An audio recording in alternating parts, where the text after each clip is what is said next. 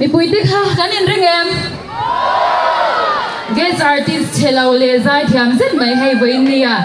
kan nei do na chuanin khongain Mary dongi nauding se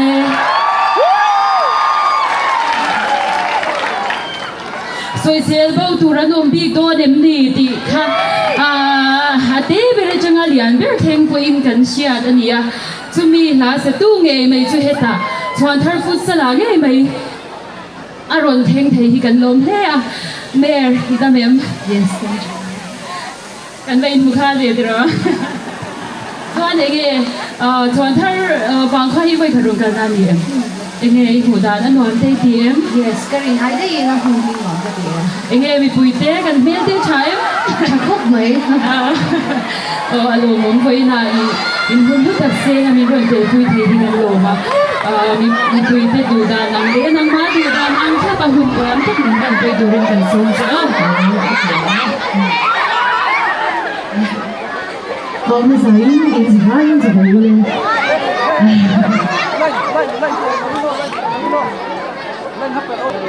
Zain in ring em.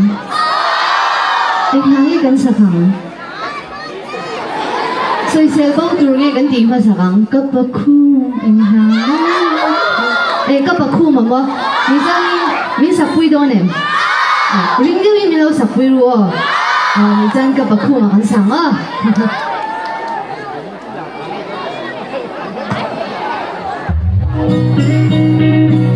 Kan sabay ko din mo.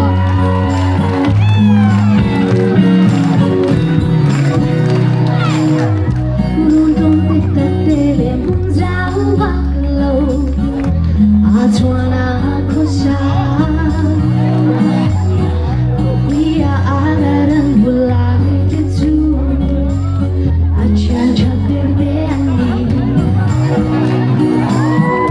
Kapakung anh nào để thôi anh chung nghe anh chung na Ilin min nuôi bên thầy bi ca anh chung nghe môi lim gần thu ra em hả để cả anh đang đi mang đi ra thăm vui lâu mà biết thế tôi chưa quay lâu lên na anh có lòng khen sẽ lòng tân kim cực đông sông trì có em mua đến mai là dùng hoa đu lên lên đu đinh tu đăng cần ngái lâu si với sáng theo sáng đi lê lùi loang đến môi đến mình ơi vây vút ta xiang vây vút ta kỳ lệ mây đuôi em nè không tu đăng đầy